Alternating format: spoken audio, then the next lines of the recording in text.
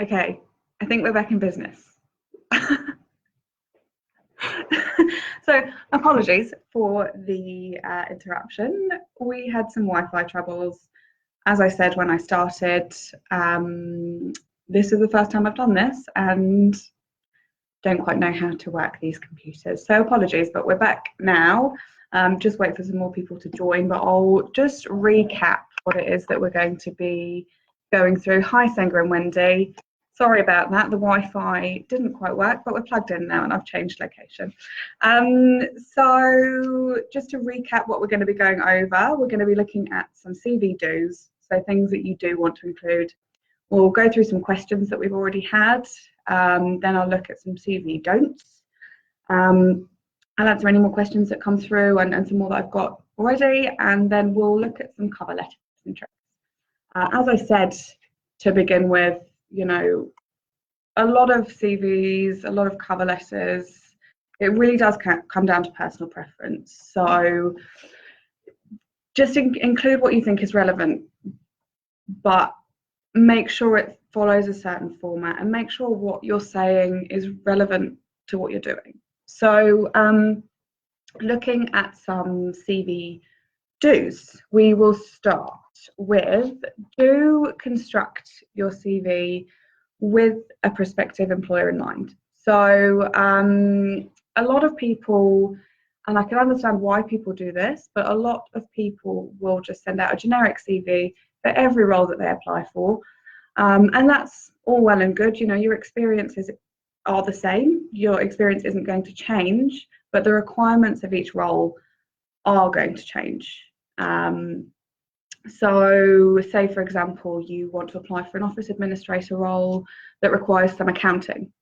Pull out things from your experience and things from your background that really highlight accounting that you've done, or anything that was near accounting when you've been exposed to accounting. You know, just really pull out those relevant things and make sure that it is tailored to the company and what they're going to be looking for. Similarly, look at the company's website, have a think about their company voice, as it were, and try and match that. This isn't so relevant for a CV, it's more of a cover letter type of thing, but if a company is really wacky, really cool, really creative, they're not going to be interested in seeing a black and white 2-page just text. They're probably going to want to see something fun, something creative, maybe a video. Whereas if you're applying for a law role or something a bit more serious, you probably want to follow more of a tried and true format. So just have a think about who it is that you're applying to and what they might want, basically. I've kind of already covered this, but tailor your CV to the job. So, you know, we don't want to see a life story, but it should be tailored to the job that you're applying for. So tell your story of how you got to where you are now in terms of your experiences to date. And really pick out some of the key competencies from the advert, and if there is a position description available, have a look at that. Pick out maybe 2 or 3 main things and really bring those out in your CV. So if a company is looking for someone who's really organised, tell me about when you've organised an event, or you know, you organised your work Christmas party, or you've created a new filing system in your office, or anything like that. Just really tailor what you're writing to what's being asked of you, basically. This is should be a really obvious one, but make your CV really neat, tidy and clear. Make sure all your bullet points are aligned, all of the fonts are the same font and the same size. If you do want to change the size of your titles, that's fine.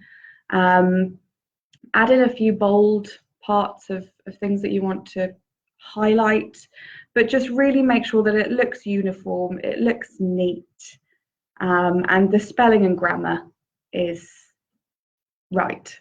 What you need to remember with this is hiring managers and recruiters tend to be very lazy when it comes to reading CVs. You have, on average, about 6 seconds to grab someone's attention. And they're looking for any excuse to either put you in the yes pile or get rid of you as quickly as they can. So if someone opens a CV and it's riddled with spelling errors or grammatical errors or different fonts, different shapes, it's just going to go straight in the no pile.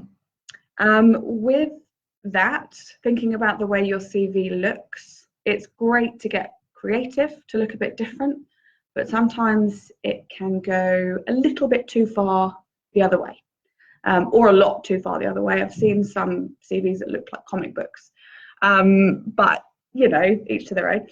So, you know, a few little charts in there, sometimes that's quite good. If you're going for a graphic designy type of role, then great. But again, if you're going for something where those kind of things aren't that relevant, then it's probably best not to include them. Looking at your experience, view your experience in a positive light. So even your bad experiences, try and view them objectively and identify what skills you learned through the process, what you've done. You know, each experience that you have has made you the employee or the job seeker you are today. So even the things that didn't quite go to plan, if you avoid putting anything about them at all, people will ask questions and you'll have to explain it anyway. So if you left a position because it wasn't quite right for you, then that's fine. If you had a gap to have kids, absolutely fine. Avoid just leaving things like that off completely, because these questions do get asked, and anything that you can do to make sure those questions don't get asked or answer them before they do, again, make it as easy as possible for someone to say yes to your CV. Next on the list, we have place all of the important information up front. So reverse chronological order. So with your experience, put what you have done most recently first. You know, your paper round when you were 14 is probably less relevant to your job search now than your recent chief executive role. So just think smart. You know, if you've got a role on there from 1998, it's probably going to be less relevant to roles that you're looking for than what you did, you know, this year or last year or recently anyway. With in that line with the order of things, it's a really, really good idea on your CV to have a personal profile at the top. Just a few sentences, so maybe 2 to 4 sentences that highlight what you're looking for, why you're looking, and a really brief overview of your experience. That, for me, anyway, gives me an idea straight away. Great, this person is looking for this job that they've applied for, their experience matches well, let's put them forward for it, or, you know, let's at least give them a phone call. If I get a CV through and it's just experience and there's no cover letter included, or there's no context around why I've got this information, I'm less likely to call somebody. Looking at my list, use positive language. So use doing words and power words. So things like launched, managed, coordinated, motivated, supervised, all of that kind of thing that really shows your skills and how you've used them, rather than just, you know, the very basics of what you've done. Not embellish, that's the wrong word to use.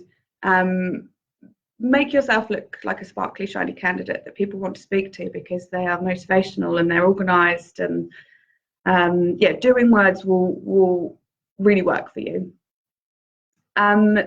It's really important to quote some concrete outcomes. So while it's fantastic that you every day did the books and every day you washed the dishes and every day you did X, Y, Z, if you haven't actually achieved anything, or I don't know what you've achieved, then it's kind of irrelevant information. So concrete claims or concrete evidence of what you've done will look great. So I was an office administrator and I created a new filing system that cut down filing time from 2 hours to 20 minutes. Amazing. I know straight away what you've done. I know what you've achieved from it. Even better if you can give me a really quick idea of how you did it. So what systems you implemented, why did you come up with it, anything like that. CV writing is as much about telling the story of who you are and what you've done as it is about telling me what, you know, just the ins and outs of what you've done. So I want to see a person from a CV, not just experience. So yeah, those outcomes could be things like cutting down time, reducing overheads, making however many sales, getting 20% over your target, and anything with numbers and figures will look fantastic. Try, if you can, to avoid cliches in your CV. You would be surprised how many CV writers are born leaders and strategic thinkers and have superb communication skills. You'd be surprised how many times we read this every single day and it's just empty words. Unless I can see how you've done that or why or what you've what you've done from there, it's just a waste of space on your CV. So those cliches, while they look lovely, don't really mean a lot. And this goes back to when I was talking about making sure it looks tidy. Do use professional font. So no Comic Sans, please. We're not 12 anymore. It's kind of a running joke in the recruitment industry when you get a CV with Comic Sans.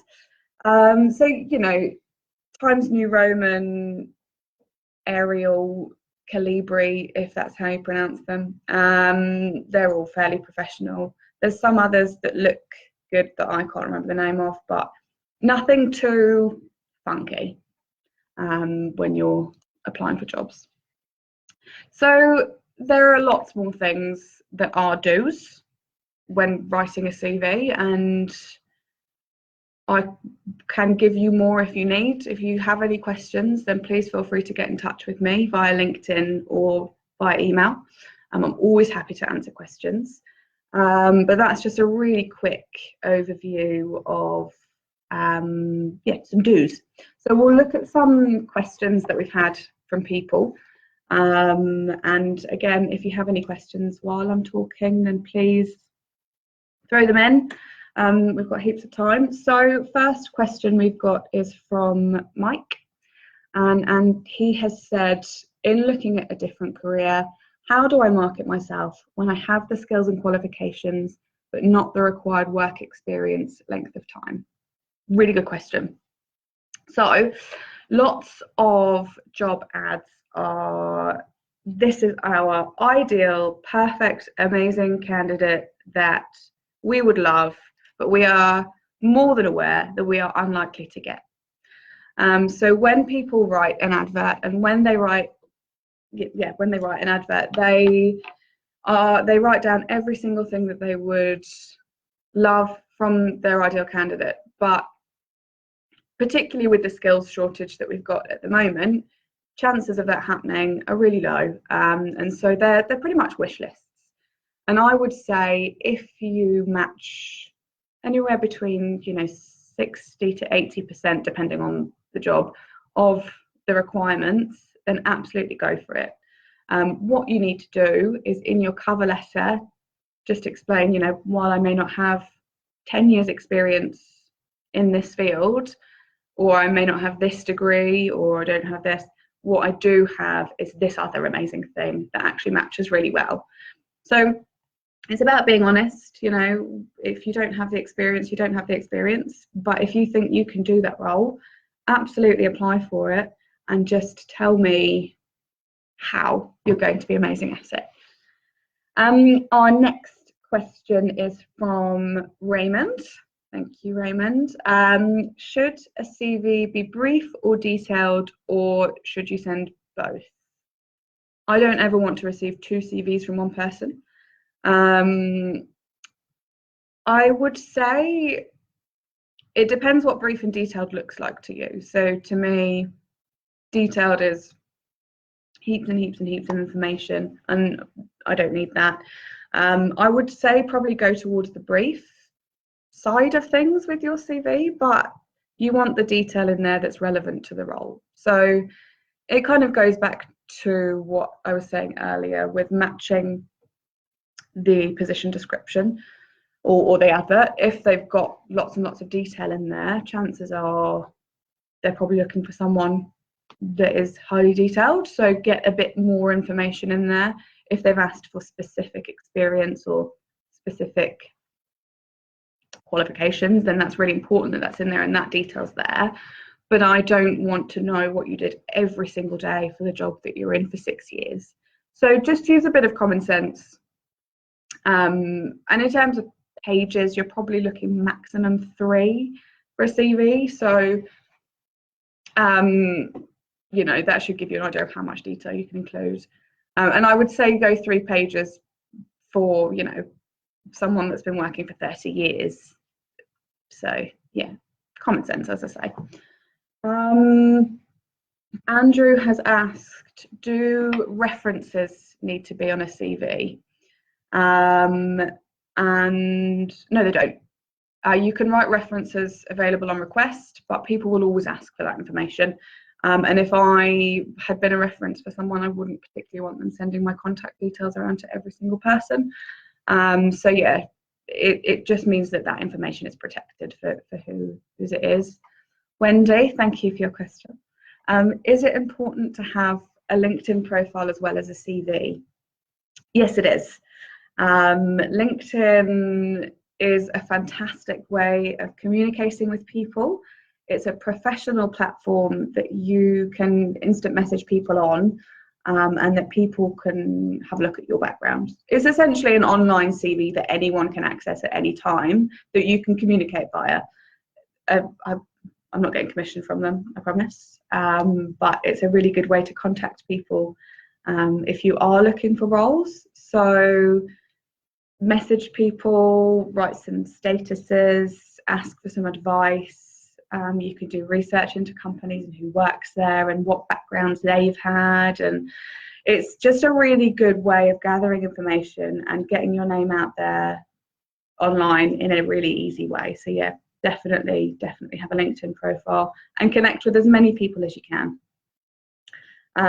Particularly in New Zealand and around Hamilton, it's a very small world and you never know who people know, and the connections that you can make without even realizing are amazing. We've got a question here from Zoe. I have a LinkedIn profile, but it's targeted at my current job. If trying to change careers. Good point. So my current workplace colleagues might get inquisitive. That's a really good point. So what you can do with your LinkedIn is, and this I think you can do in settings, is say that you're available or you're looking for a new position without it actually being broadcast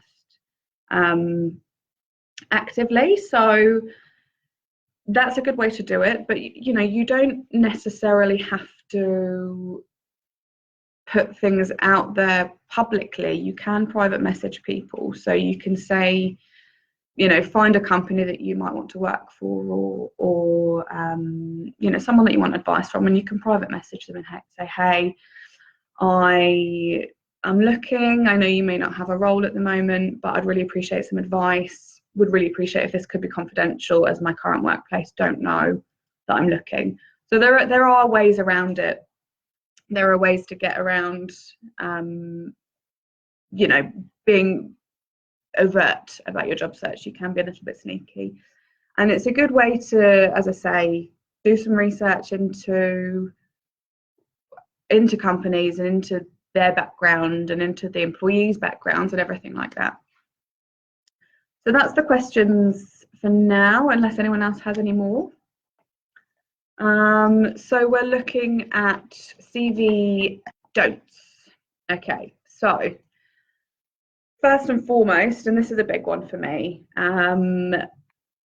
this really puts me off a CV. Don't write in third person. You have done everything, and if it's written in third person, I feel like it's being written by some ghost sitting over your shoulder rather than you. It's really impersonal. It kind of separates you from your own experience, which I really dislike, and I know that a lot of other recruiters dislike. So it's best to write it in first person if you can. Don't include information that could be viewed negatively. So reasons for leaving a job, that's irrelevant. That can be asked. I don't need to see that on a CV.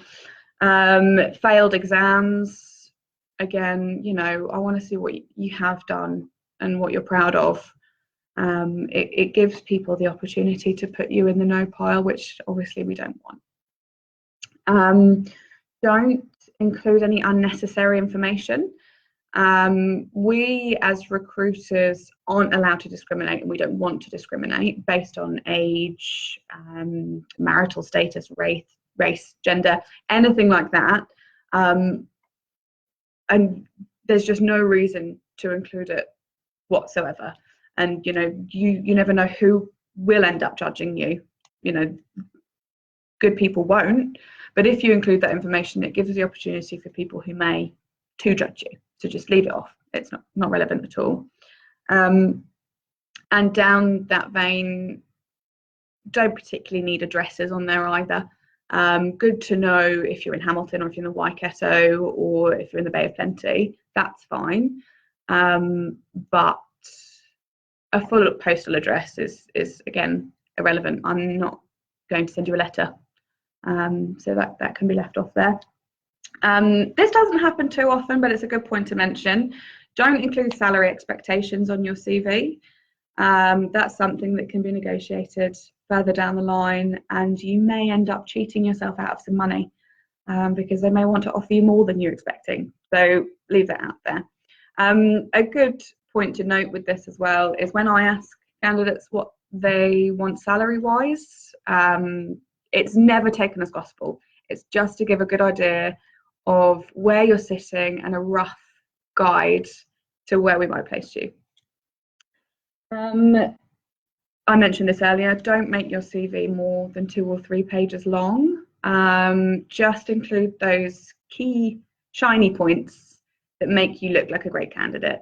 As I said, I don't need a play-by-play of every single thing that you did, just those key achievements and those key competencies that you've taken from a position is all we need. Don't dilute your important messages. So I don't need extra information about all the different courses you've attended unless they're particularly relevant to this role. I don't need all of the grades that you've got. Again, just really focus on demonstrating those skills that a role is looking for. So just get rid of the noise, and don't be afraid to use a bit of white space on your CV. If it looks a little bit empty, it's probably a good thing rather than having waffle. I once received a CV in my previous role that was 10 pages of solid text. I think it was about 10,000 words, or near enough, and no one's going to sit there and read that, really. Don't use any jargon or acronyms or technical terms in your CV unless you are 100% certain that the role you're applying for uses them. So if if they're looking for a C# developer, the chances are they know what C# is, and you can get that in your CV. But if you're maybe slightly shifting careers, or you're applying for something that might not quite understand the technical terms, best just to write the whole thing out or explain it, or whatever. Don't lie. This is a big one. We have ways of finding things out, and we will.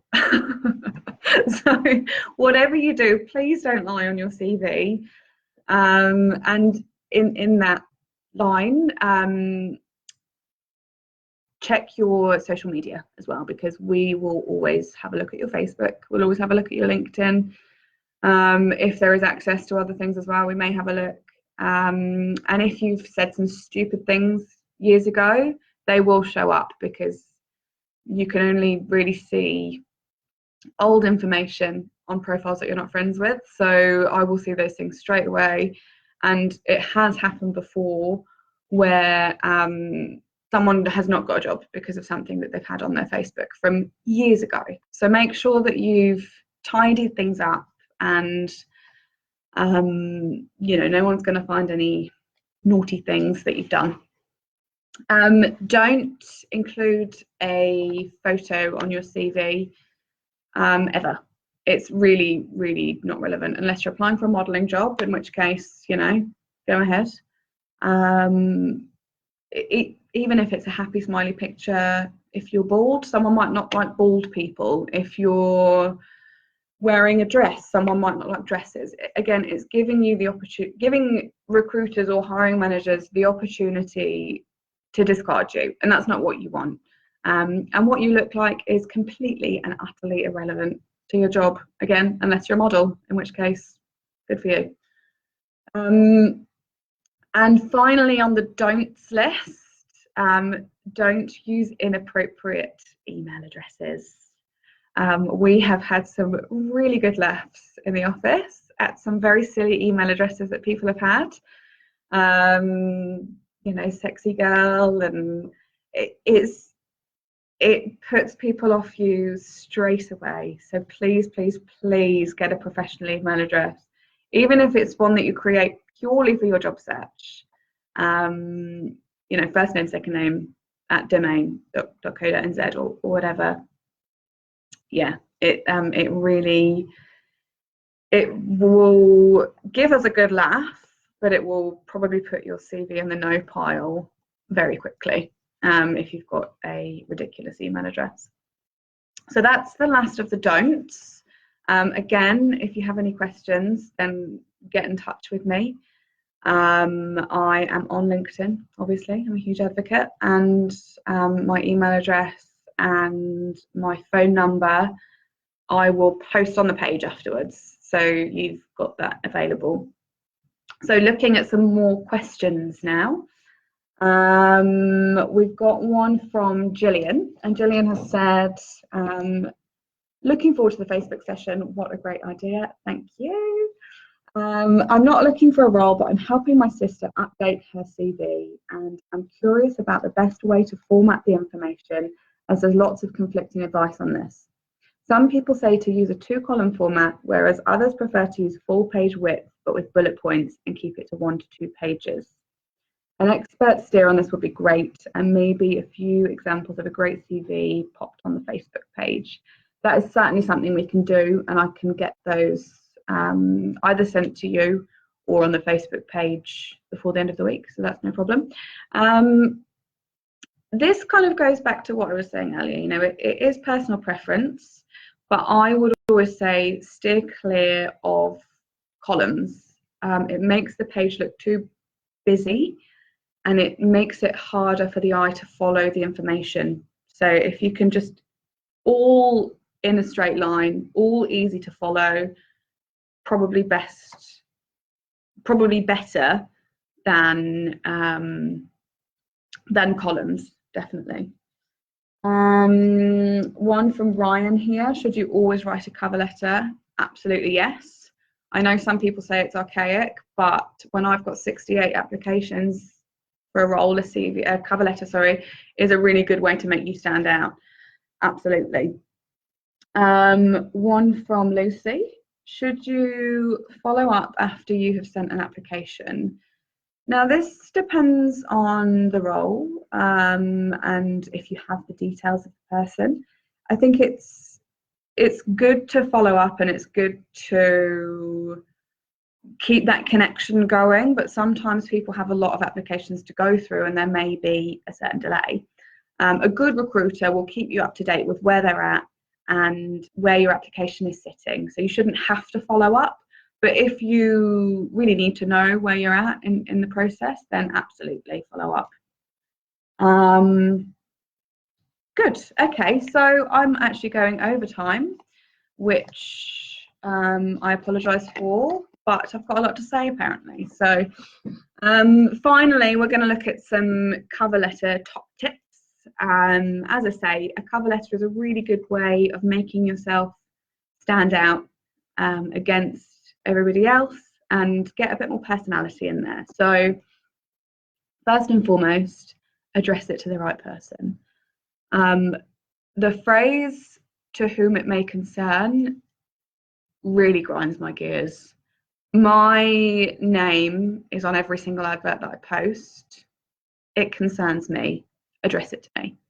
If you don't know the name, just "Dear Sir" or "Madam," or you don't even need to address it to anybody because it's going to the person it needs to go to. If you're applying for a role via Seek, it's going straight to that person. So if you don't know the name, yeah, either a generic "Dear Sir" or "Madam" or nothing at all. But if there's a name on there, address it to that person. Absolutely. Edit your cover letter for each position. We can tell when they've been mass produced. So I'm applying for the job that was advertised on Seek. Okay, which one and why do you suit it? It looks lazy. It looks like you're just throwing your CVs out there and seeing which ones stick. So yeah, always spend that extra few minutes just tailoring your cover letter to the position. If a role is worth applying for, it is worth spending an extra 5 minutes on applying. This I mentioned earlier, matching the tone of the company and of the ad. So making sure that the style of writing matches what they're doing. So if they're a fun, young, cool company, then get a few jokes in there that you can be a bit more relaxed with it. Whereas if it's quite a formal advert and a formal company, then best to be more formal in your style of writing. Don't regurgitate your CV. I've already read it. I know what it looks like. I know what you've done. A cover letter is a really good opportunity to get some personality in there and to say the things that you couldn't say in your CV. So yeah, no repetition if you can help it. Keep it short and sweet. A cover letter doesn't need to be huge. I'd say 3 paragraphs maximum, half a page. And you really want to cover why you're applying for the role, what you like about the role and the company, and then why you think you're a great fit for the role. And that's really all you need to get in there. And yeah, don't just talk about why you're right for the role, or why you like the role. You need to cover the whole thing. If I read a cover letter that's talking about why this role is perfect for you, I'm really pleased for you. It's great if you can say why you're perfect for this role. So kind of look at both sides of it. Think about if you were reading this cover letter, would you want to hire this person, basically? And then finish with a call to action. So, a lot of people do this anyway, which is fantastic. But if you have any further questions, please don't hesitate to contact me. I look forward to hearing from you.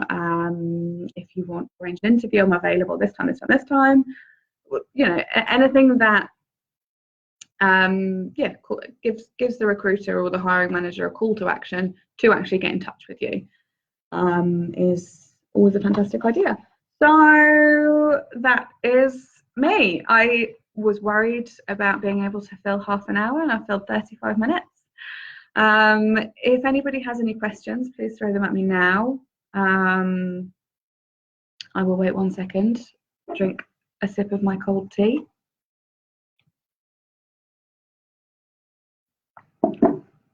Nope. Okay, well, if you do have any questions, as I say, send them through via email. My email address is, actually, do you know what? I'm just going to type it in here. My email address and my number.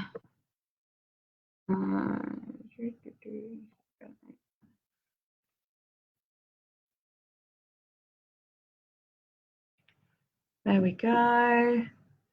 Sorry, Zoe, I didn't notice your comment earlier. If personal interests are irrelevant. No, personal interests are fantastic. It's a really good thing to get just at the end of your CV. So, you know, interests and hobbies, it gives a really good insight into who you are as a person, and it's a really good conversation starter in an interview. So if you've got a really obscure hobby or talent or whatever, great, get it in there, and then someone can ask about it further down the line. So yeah, definitely a few bullet points in there about your personal interests. Cool. Well, I think that is it. If there are any more questions, then fire them at me, but otherwise feel free to give me a call or send me an email, and add me on LinkedIn, and do give us some feedback. This, if you guys like it, is something that we will continue to do, and we would love to know what you would like to hear about. So yeah, hit us up with some ideas. Okay, bye bye.